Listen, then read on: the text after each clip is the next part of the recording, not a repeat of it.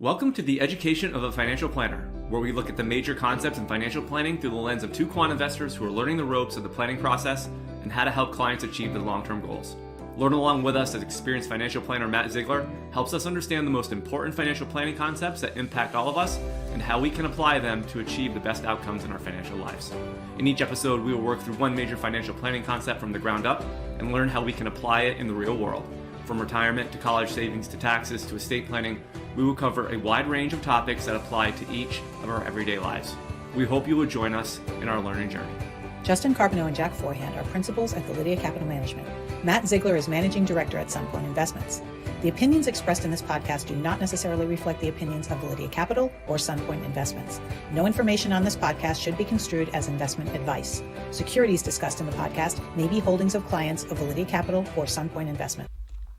Okay, gentlemen, today we are going to talk about a topic that I think a lot of investors are interested in. And it's still, even though it's been happening for a number of years, particularly in the institutional world, individual investors have been getting more and more exposure to this. And that's the idea of direct indexing. And I think the goal of today's discussion is to talk about what direct indexing actually is, what goes into building a direct indexed portfolio, some of the complexities with that, why an investor might want a direct index, maybe some of the pluses and the minuses. And then Matt, we'll talk to you and your colleague, Lee, who's joining us today. Hi, Lee. How are you? Hi, Justin. I'm doing well. Yeah, thanks for coming on with us. This is the first time on the Education of a Financial Planner. And I know, what you guys do at some point for clients with direct indexing is something that's important to the firm and important to how you advise some of your clients. So, talking about these things and how these are incorporated, these types of strategies are incorporated in financial plans is really the goal of today's discussion. I was thinking about this conversation, and direct indexing kind of reminds me of maybe at least from a narrative standpoint, like where ETFs were 10 or 15 years ago. You heard that ETFs were eventually going to overtake mutual funds, how superior they were in terms of the mutual fund vehicle and what the benefits of ETFs were.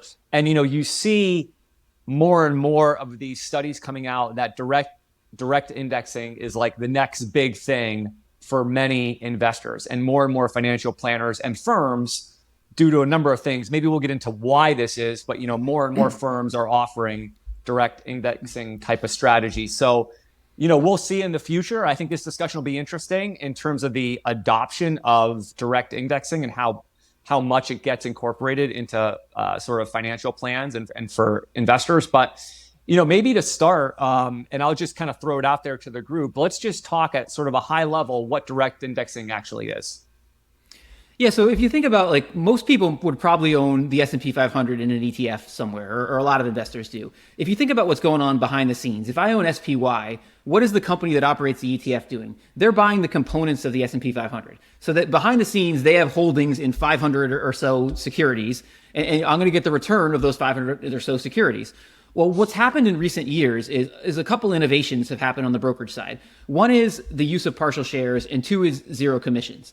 And what those do, at least in terms of making this appealing to a broad investor, is now investors can go and hold those 500 securities in their individual brokerage account more cost effectively than they used to. And what that opens up is that opens up the possibility of tax loss harvesting. So if you think about it, if I own SPY, I can hold that. And other than dividends and stuff, I don't have to pay any tax till I sell it. That's a pretty good deal. But in certain cases, for certain people, if I own those 500 securities, well, in any given year, a portion of those securities are going to lose money. Well, what can I do? What I can do is I can sell those securities. I can replace them with something that mirrors their return so that I still get the return of the S&P 500 and I can get a tax advantage. And so for certain people, this strategy of instead of holding the ETF or the mutual fund that holds the S&P 500, holding all 500 stocks or some subset of 500 stocks that tracks the index, and then opening up this possibility of tax loss harvesting can be an advantage. Matt and Lee, when you guys are talking to investors about the various sort of strategies that can be deployed, why would someone pursue a direct indexing strategy? Give me a few examples about why that would be appropriate for some investors. Well, there's a few reasons, Justin, and again, thanks for having me. With Jack's point being the most important one, generating tax losses every year. There's no year where all 500 stocks of the S&P 500 go up. Even a great year, you're going to see dozens or scores of them go down. And you don't have to change your strategy. The manager is going to buy and sell stocks for you. The most simple example I like to give is Coke and Pepsi. They offer the same business lines, soft drinks, snacks, etc. Your portfolio exposure is the same whether you own one or the other. So if you start a direct indexing portfolio, Coke goes down, sell Coke, buy Pepsi, you still have the same underlying exposure. It really doesn't change the portfolio that much, but you get to harvest the tax loss. What's interesting for me, like in terms of building these, is the idea of, whenever we've built equity strategies historically, we've always looked at this idea of, I got to try to outperform the S&P 500. That's my stated goal. And in this case, that is actually the opposite of what I want to do. Because as a manager, my job when I build these strategies is to track the S&P 500 as closely as I possibly can. And the bogey I'm judging myself against is how closely I'm able to do that. And so it sort of flips you when you're an active manager. It sort of flips you on your head. Like, if I outperform the S&P 500 by 200 basis points with my direct indexing strategy, I've actually done a horrible job. Like, I've actually failed there because I've done something that introduced tracking error relative to the S&P, and that tracking error can also work the other way. So to me, it's been interesting to like flip it on its head when I build these, as opposed to like being an active manager my whole career. Yeah, in U.S. large cap equities, standard tracking error for something in direct indexing is usually around 1%. Is generating tax losses every year worth a 1% tracking error? We would say yes. Yeah, I would agree. And particularly in the case of many clients, depending on tax rates and stuff, we'll talk about in a little while. Right. So it seems like if an investor comes in and says, you know what, I value the ability to tax loss harvest, which if it's a big taxable account, who wouldn't? I don't want a wide degree, amount of tracking error. And I'm sure the fees kind of play into, usually direct indexing is pretty low cost. It might not be as low cost as the cheapest like S&P 500 fund, but it's certainly, pretty low cost relative to other alternative equity strategies that are out there. Would you say? Yep, Justin, that's kind of the bogey, right? Is the difference between the fees of a direct indexing manager and the fees for something like SPY. SPY can't go much lower. It's essentially zero. Direct indexing fees continue to decline, and the advent of $0 trade commissions across most of the industry has made this accessible to a much broader audience than it would have been even when trades were $7 or $9.95 or pick your number. If you guys are looking at a client and you have the option of using an ETF type strategy, or you have the option of using this type strategy, can you just talk at a high level about what factors with that client you would use to determine which one might be more appropriate? Yep, size of client, size of portfolio is number one, tax situations number two, and if there's any customization that's requested. If you don't want something that tracks the S&P, if you want to put some differentiators on there to make it more appealing to the clients or more in line with their needs, it's a great option. Another option where it's often used, and we don't run into this as much, but others do, is if you have concentrated stock positions. If you worked for one of the largest companies and part of your compensation is stock, and you own millions and millions of dollars in Google stock or Microsoft or whoever, direct indexing manager can work around that.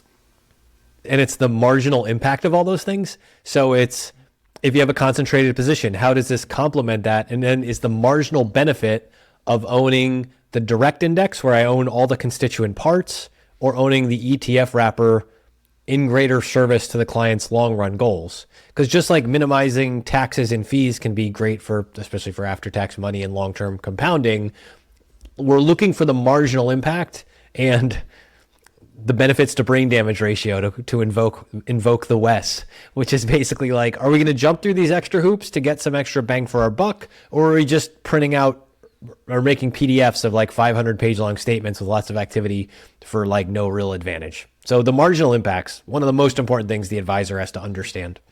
I was waiting for the random analogy you were going to drop in for direct indexing, Matt. I've got one more in my pocket. So He's got, yeah. You can never count him out till the end. He's going to keep him coming right till we wrap up here. But I thought the point on taxes at the beginning was really important because, obviously, like we just deployed a direct indexing strategy for a client who's in the top tax bracket in California. So like that's almost the ideal scenario for this. California, I believe, has the highest tax rates in the country. They're in the top federal tax bracket. That is the ideal thing. And then it just depends in the middle. As you work your way down to different tax rates, there's a lot of different factors that play into this. And, one of the things that I think people have to be careful about, and this is what Justin referenced at the beginning, is the idea that this is the next big thing in investing.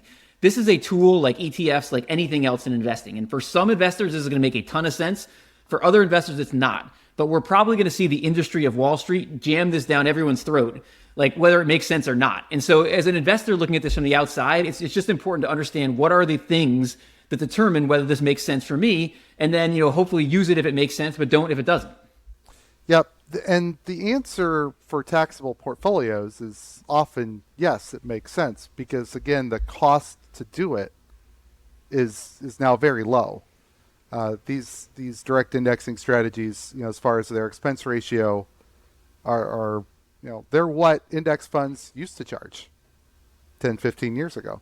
The gap keeps narrowing. If it's a tax exempt portfolio like an IRA account, then it doesn't make as much sense unless you're looking for some level of customization to help you stay invested. Yeah, that gap's the really important point because that is when people talk about the negatives of direct indexing, that really is the big one, is that the fees are higher. And so the more that gap closes, the more case you have on the direct indexing side relative to the ETF side. And as you point out, like that gap has been closing.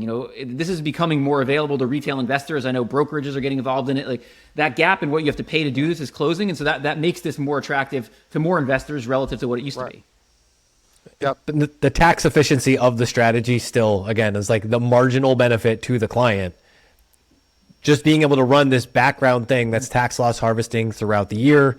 I'm sure we'll touch on gifting strategies and some stuff too for higher net worth individuals, but it's that's a background added benefit or additive part towards your total return is keeping more tax dollars in your pocket just with a strategy level adjustment. That's huge. And just before we wrap up the tax thing, one of the other things I've noticed, and Lee may have a comment on this, is there's a big path dependency to this. And so if you end up starting this, like that client I was mentioning that we had in the top bracket in California, they also started doing this at the beginning of 2022, which was a home run because they started doing this in a period where there was tons of opportunity to harvest losses. If you start doing it in 1998 or something, you're not going to have as many initial opportunities. So when we look at it and look at how successful it is, there is at least some variable that you can't control, which is what is my path of the returns once I start doing it? Yep, Jack, we have some clients who started direct indexing portfolios in 2009, 2010. So at the beginning of 2009, again, like you said, just like beginning of 2022, a fantastic time to start a direct indexing strategy because you have losses everywhere. Those portfolios today that are 13, 14 years old do have some huge unrealized gains in individual positions, up to 500 to 1,000%. So that is one of the drawdowns, is that if we have a continued long-term bull market for equities, the direct indexing manager can't do as much, but we think it's still worth it in the long term. And let's just go back to just contrasting that with what you get in an ETF though, because it is important. So you have, if you've been in a direct index for a very long period of time and you're going to be more weighted, that portfolio is going to be more heavily weighted in the stocks that have done well. Whereas an ETF will, because they're market cap weighted and they're sort of natural rebalancing, it's still market cap weighted, but it's going to be less weighted. So that is one of the things that people should understand when direct indexing, right, Lee? Yep. And there's a couple ways around it. We'll get to gifting a little bit later. But if, I know it sounds simple and we're biased as financial advisors, you can always add money and diversify, because the manager will buy what's underweight and move towards the benchmark. I think the point you made, Justin, and it's that like the ETF is a wrapper. So when I buy or sell the wrapper of all 500 companies to pick on the S&P 500, then my gain, loss, short or long-term, dividends, the whole thing is the whole thing together. It's the entire wrapped thing. When I break that apart, if direct indexing is the thing that makes sense, now I own all the constituent parts. I don't have the overall wrapper. So it's like I own 500 different placeholders in there that now I'm in charge of the tax consequences for, or the manager of the direct indexing strategy is in charge of the tax consequences for. To the degree that that flexibility gives you benefit, you want to do it. To the degree that you can like minimize that and normalize it against everything's all wrapped up in one thing, or even if I have a basket or portfolio of index funds. Both are the right thing to do, but it's just a matter of what's the marginal benefit on your situation. And that's what we help figure out when we think about it from a financial planning standpoint. Yeah, and I don't think, Justin, it's necessarily that you have more weight in the big positions. I mean, I think ultimately you're still tracking the index long term, so you still have the same weight in everything. The weight is obviously sitting below the ETF, and when you own the individual positions, you have the weight in the individual positions. But what does happen is you've got these massive embedded gains in these positions. And so at a certain point, it becomes very, very difficult to harvest any losses. You've been doing this for a decade. You've got the same weights. You're tracking the index, but my ability to harvest isn't there anymore because now I can't sell these positions at a loss. I'm sitting on them as a gain. And so that's where the challenge is. That's kind of where the push and pull comes, I think, is you get your big benefits in the early years. You don't pay that tax. You can reinvest that tax. You can compound that money that you otherwise would have paid. But then in the late years, you're paying a fee difference and you're not getting as much benefit in terms of the harvesting. I don't know if that's right. I mean, you guys may have a comment on that, but that's kind of the way I look at it. In the last decade and a half, that's certainly been the case in U.S. equities. We have some international like equity ADR portfolios where that even if they're 10, 15 years old, there's still some gains, but certainly not the Microsofts or the Nvidias lately, for example. So it's a little bit we are a little bit biased towards the last few years. If you would have started in 2000 and ran it for 10 years, you might not have the same thought. But it's certainly something to pay attention to. That's a good point on the embedded gains in there, Jack. The other thing, though, and it's just something to keep in mind is, not, and Lee, to your point about earlier adding money, if you buy a direct indexing strategy 10 years ago, I believe Tesla wasn't in the S&P 10 years ago. I think it came in after. So another thing this is just more of a transparency thing that investors should realize is when you're direct indexing, you're buying the S&P 500 or whatever index at that point in time. So as new companies come in and or I guess get removed, you sort of are at you're not getting exposure to those. And I'm using Tesla. That's just kind of a crazy example of how well it's done as a stock, but it's still an important thing I think to consider. Yeah, but a manager is going to know that one, Tesla got added, and two, as Tesla's performance was so strong in later years, that's presenting tracking error. So as a manager is able, they're going to do what they can to correct that or minimize that tracking error. What they're able to do is, of course, dependent upon everybody's individual portfolio. Right. So there are certain situations where when the S&P does its rebalancing, you can just do the rebalancing, because you're in a situation tax-wise where you can do it and you add Tesla and you continue tracking the S&P. Oh, okay. And one of the good things on that side is typically the stuff that's coming out is not the stuff that's done well. Typically the stuff that's coming out is the stuff that is done poorly. So you have an opportunity, with our stuff so far, having not done it for many years, we're just following the S&P. We're rebalancing along with it. There's other times maybe where for tax purposes, you can't do that. And then you have to think about, how do I track the S&P? What else can I do in the portfolio to continue to track the S&P without maybe making this exact rebalancing change? Because again, clients don't really care. The goal is to track the S&P. I don't have to hold all the constituents, and we'll talk a little bit later. Most people don't hold all the constituents, but there's different ways to do it. But the ultimate goal is still, try to minimize tracking error against the S&P. So yeah, let's talk a little bit about those other things you mentioned earlier, Lee. Not everybody who does this is just trying to track the S&P 500. A lot of people are trying to express things beyond that. And one of the big ones I think is ESG. But some people don't want to hold the exact S&P. They want to more customize the S&P for themselves or customize some other index for themselves. So do you see that a lot with clients? Do you see this customization beyond the standard indexes? Yep. Several of our clients who have direct indexing portfolios do have some sort of ESG or SRI constraints. Some don't. They're just more concerned with that tax, the tax benefit. Different providers offer different levels of customization in this industry, or in this direct indexing strategy. It's a little bit. Some managers have different names for the same thing as others, so you kind of have to dig under the hood a little bit. We have two clients who are veterinarians and don't like animal testing. You can actually screen that out in a direct indexing strategy, and it actually knocks out way more stocks than you ever think it would. Just the way Sustainalytics or the other data providers track those things, you create a lot of tracking error. Now, is the client okay with that? In this case, the answer is yes. That's what they asked for. We're delivering that value proposition that they requested. You can also screen out sectors if you don't want fossil fuels. If you don't want pick a random sector, you can screen them out. You can screen out individual companies. You can screen out or tilt towards with some managers themes, so you can have more diverse boards or good grades on governance by people who track such things. So they can be very, very customized. Customization usually comes at the expense of tracking error. But if the client's fine with that, then we're delivering something of value to the client. This goes back to that marginal piece too. So it's like customization for sake of tracking error, for sake of the tax benefits and everything else too. So when we're trying to help a client through making the decision if this is the right tool for them, like everything that Lee just said gets like stacked up.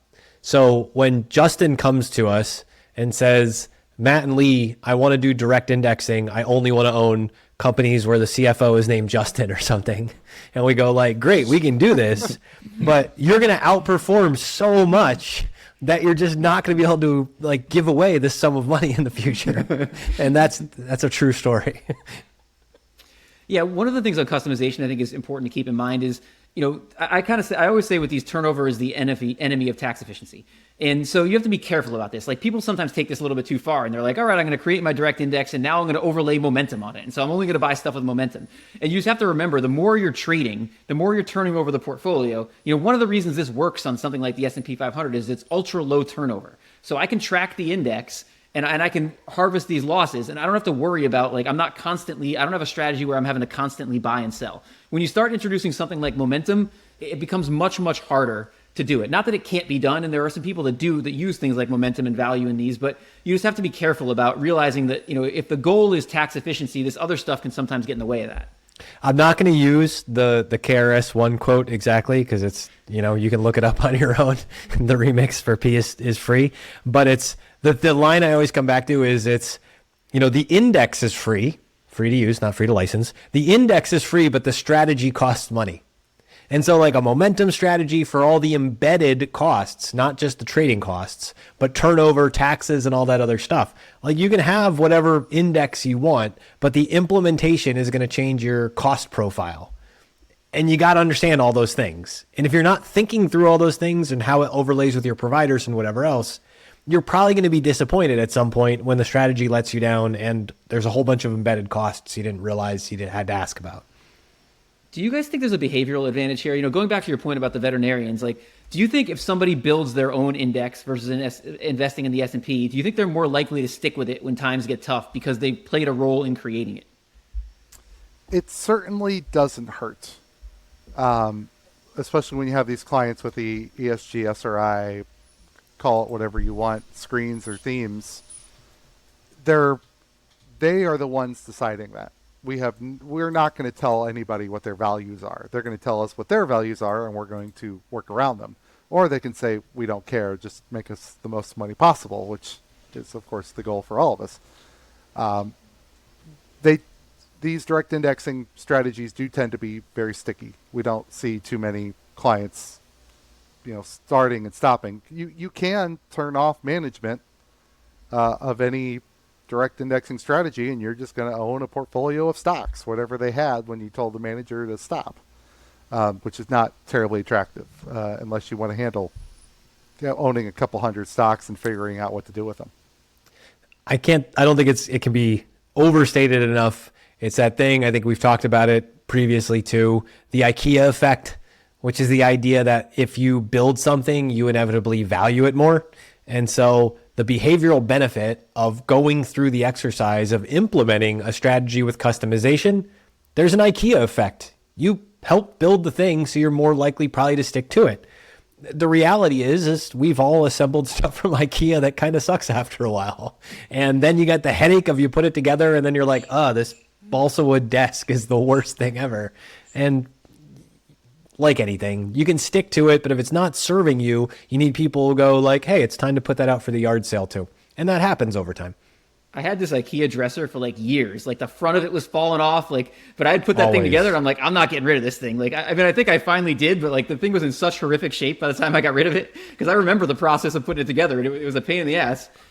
Prospect theory, the endowment effect, those are all great, but I think like the IKEA effect explains more behavioral finance stuff than anything else. And it's a little like a window dressing sort of points here, but I mean, some investors do like to hold individual stocks. So someone could log into their account and see they're holding one ETF, or they're logging into the account and they're seeing they're holding hundreds of the stocks. So just from a perceived value perspective, if you're a financial advisor that's using direct indexing and you built the index and it's a customized with the investor, it sort of shows then that I think more work and effort is, even though a lot of that might be automated once it's in place, they're still owning, hundreds of individual securities. And then within that list of holdings and in the portfolio, because you're holding on to the winners, I mean, people like to see the positions that have done really well. If they're up a couple 100% or thousands of percent, wow, my NVIDIA position is up, 15,000% since it was added, whatever it might be. So there is, I think those sort of things like factor into the behavioral aspect of someone's ability to sort of stay with the strategy, but also feel that there's some value added because, my advisor isn't just throwing me in, these 3 ETFs and calling it a day. A flower is just a weed with a marketing budget. I remember do you remember some ETF providers tried to create the one ETF that financial advisors need? And it completely didn't work at all because financial advisors just could not go to clients and say, oh, I've built your portfolio. Here is one ETF. Clients just would not live with that no matter what. Even though the strategy might have made some sense, it was that's just not. And also, obviously, financial advisors want to customize things for individual people. So this idea that there can be one ETF for everybody doesn't make sense either. But it is interesting. I think clients do like to see, I don't know if you guys see it, but they do like to see some degree of something going on in their portfolio besides this really simple, thing with one thing there.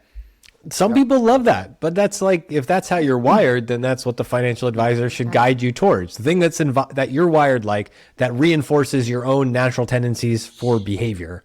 We're not going to fight who you are or how you're wired. We just want to find the thing that you're wired for and then help you implement.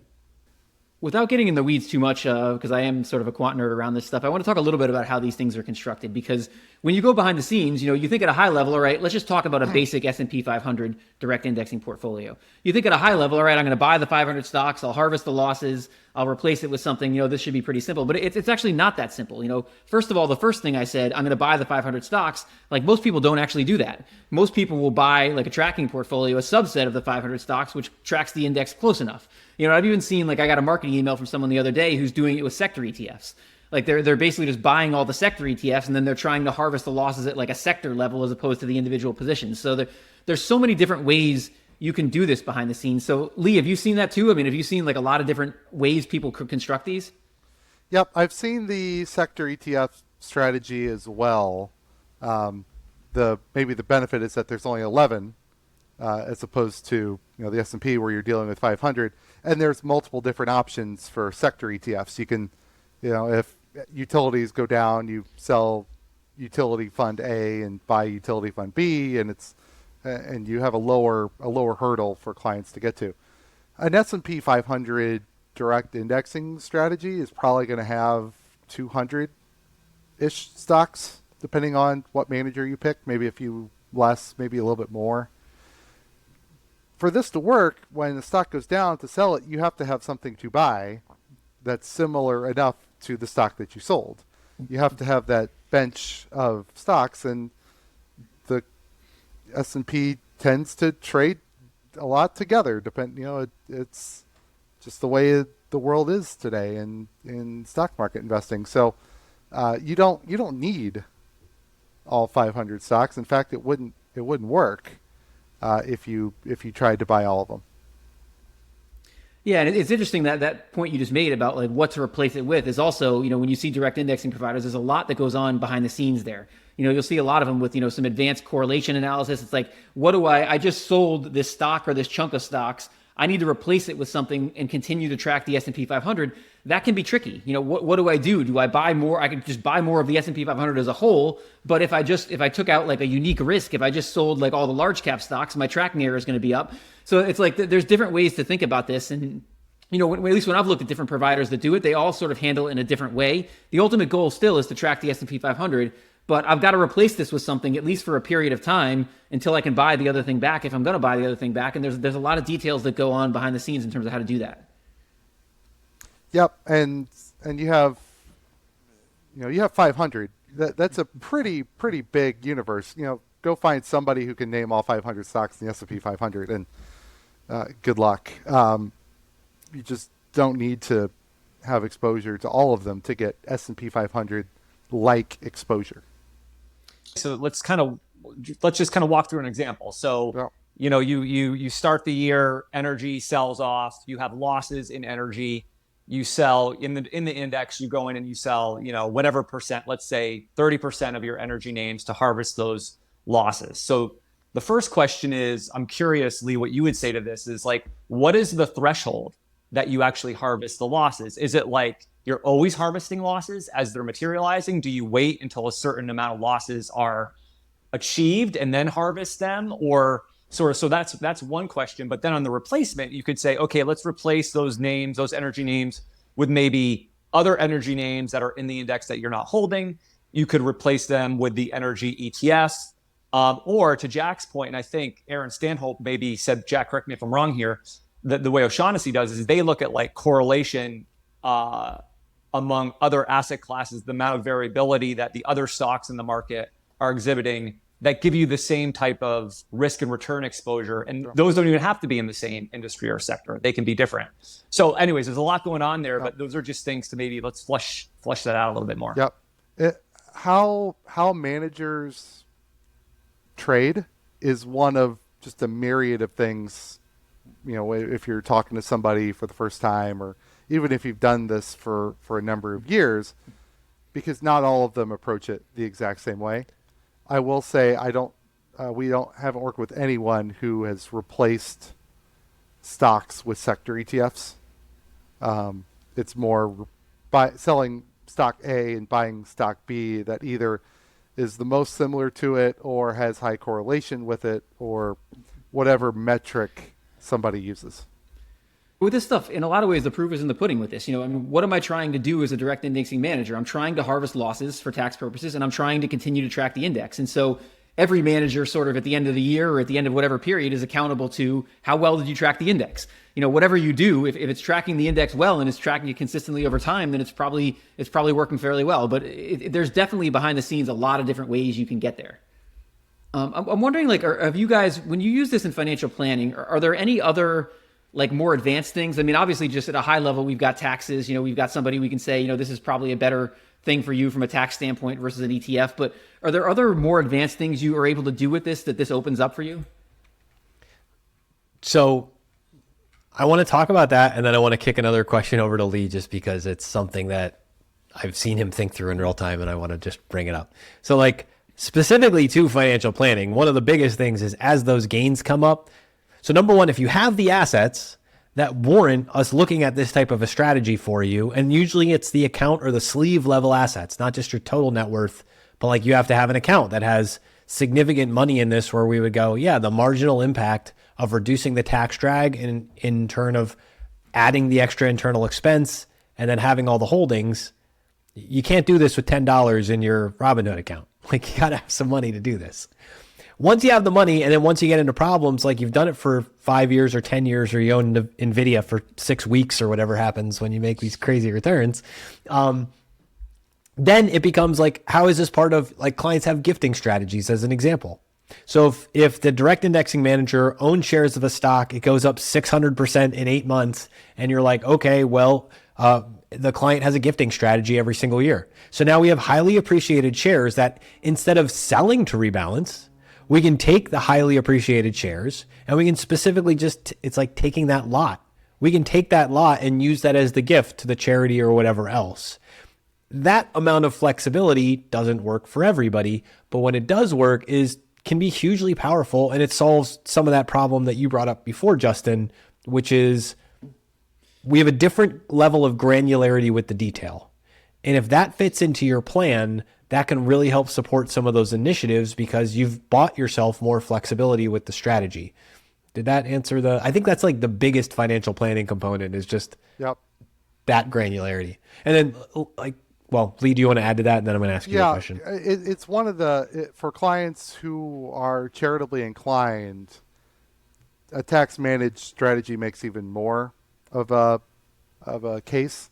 If you bought SPY a number of years ago at $100,000 and it's worth $400,000 today, you can gift some of the shares, but it's depends on when you bought them, and you're having to make that decision. With a direct indexing strategy, like we just did this a few weeks ago, client had a 1,000% gain in something and wanted to make a charitable gift. Gift the shares, reduce the tracking error, because that thing is obviously overweight its underlying weight in the S&P 500, and you've solved 2 problems at once.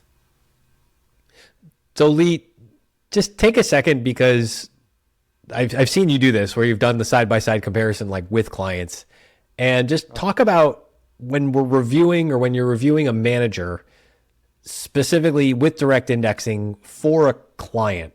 There's, I think, 5 things you're really looking at when you're dissecting a manager for a client. Yep. There's 6. We kind of already talked about replication, how to, and correlation strategies, how you I don't have enough fingers for 6, though. How can I remember? You don't have a thumb on your other hand, Matt? No, thumbless. Okay. Write it down. All right, Matt. thumb. So we've already touched on fees. They continue to come down, but they are very disparate across the industry. I've seen some that are half the cost of others. And they mostly do the same thing. Service level, both to us as advisors and to the clients, especially when you get into these gifting analysis or moving assets, calculating tracking error, responding to inquiries. It's just of any asset manager, direct indexing or otherwise. You want to receive good service. What custodian you're at makes a difference. Some direct indexing managers work with some, but not others. Some work with everybody, so you have to know that in advance. We've already talked about the ESG, SRI component. What kind of customization does a direct indexing manager offer? And does it offer what your clients care about?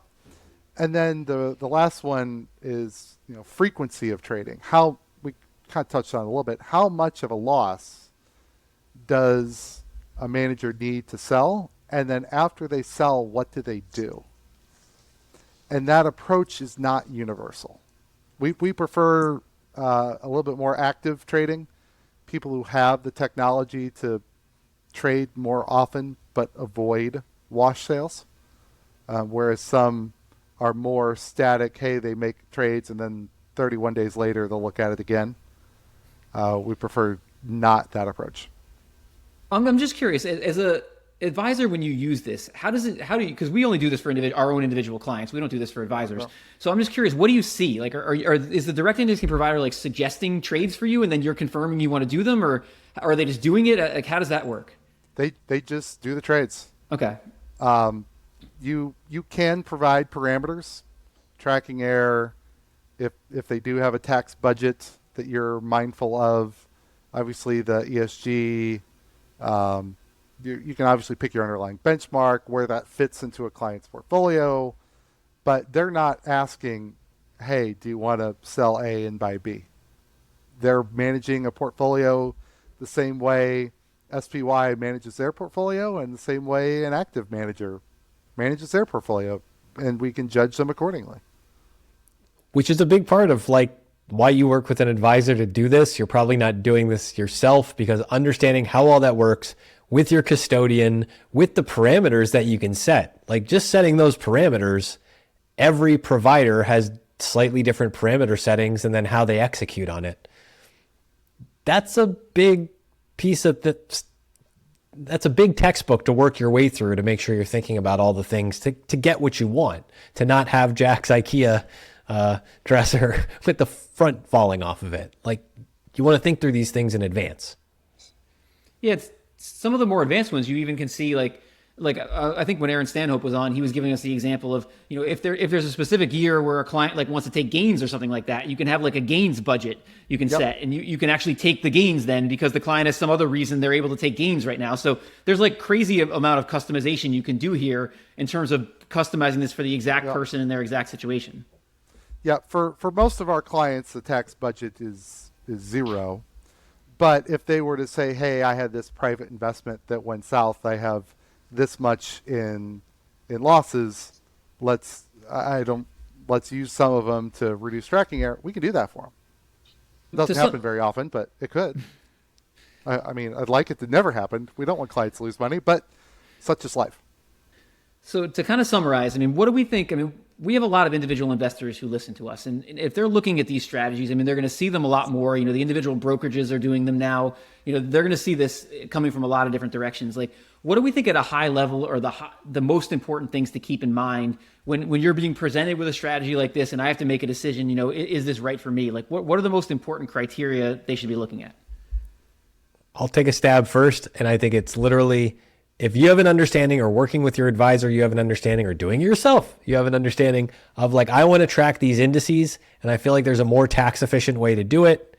Again, as long as it's not $5 in your Robinhood account, you probably have orders of magnitude, several $100,000 in an account and up, and you're trying to follow an index while maybe gaining some tax edge, especially with after-tax monies or non-qualified accounts. These are viable strategies to look at. You got to understand what you're getting. You got to understand the index is free. It's the strategy that costs money. Peel it all apart. Talk to somebody who can help you, or at least listen to stuff like this. Get an idea of the questions that you want to ask. What am I missing, Lee? You've got it. You touched on it earlier, Matt. What's in it for the client? Or if you're the client, what's in it for me? To quote Field of Dreams. I was hoping to come up with a random reference to try and keep up with you, Matt. I think I did it. Kevin Costner thanks you for your service. What's in it for me? I mean, he's good at trying to figure out what's in it for him, right? If you're a client, why are you capable of understanding why this is different and how to manage it? And if not, an advisor who has experience with this kind of strategy should be able to explain it to you, or this podcast. I think we've touched on a lot of the really important questions, but if you're not sure or not comfortable, index ETFs are just fine. Yeah, and going back to what I said at the beginning, this is a tool, and everything in investing is a tool, and tools work for certain things. If I've got a screw that I want to screw in, I'm probably not going to bash it in there with a hammer. I mean, I could try to, but it's going to be a lot less efficient. So it really is, it depends on the circumstances. It depends on what you're trying to accomplish. This won't make sense for everybody. Just like a lot of things that are new in investing, people might try to sell it to everybody. It'll make sense for a lot of people. It won't make sense for other people. And I think that's kind of the key point to take away. All right, guys, good stuff. And hey, so listen, this is the first time we've actually had 3 people wearing dress shirts on this podcast. So I'm hoping that we can kind of bring Jack into maybe pulling out a dress shirt. I'll have to have you on more, Lee, and kind of class us up a little bit. But we appreciate you joining us today, and hopefully everybody listening to this conversation. But I think for Rob Arnott, I might have broken it out or something. There were a couple times where, I mean, I'm certainly not going to put anything too fancy, but there were certain times at least a button down came out. But it's on very, very rare occasions. Well, I look forward to the day that we record the video for Validia on launching the strategy, the direct indexing strategy of CFOs and investment people named Justin at the firms. I'd like to be the first dollar into that strategy. And if we want to do a separate dress shirt sub-index, There you go. first dollar Nice. for that one too. Nice. I'm just going to wear a tux next week just to mess with you guys. It'll be one of those T-shirts with a tux printed on it. Right, We know. yeah, exactly. All right, guys. Thanks for listening. We'll see you next time. Hi, guys. This is Justin again. Thanks so much for tuning into this episode. You can follow Jack on Twitter at @PracticalQuant. You can follow me on Twitter at JJCarbonneau and follow Matt on Twitter at CultishCreative. If you found this discussion interesting and valuable, please subscribe in either iTunes or on YouTube, or leave a review or a comment. Also, if you have any ideas for topics you'd like us to cover in the future, please email us at excessreturnspod@gmail.com. We would like this to be a listener-driven podcast and would appreciate any suggestions. Thank you.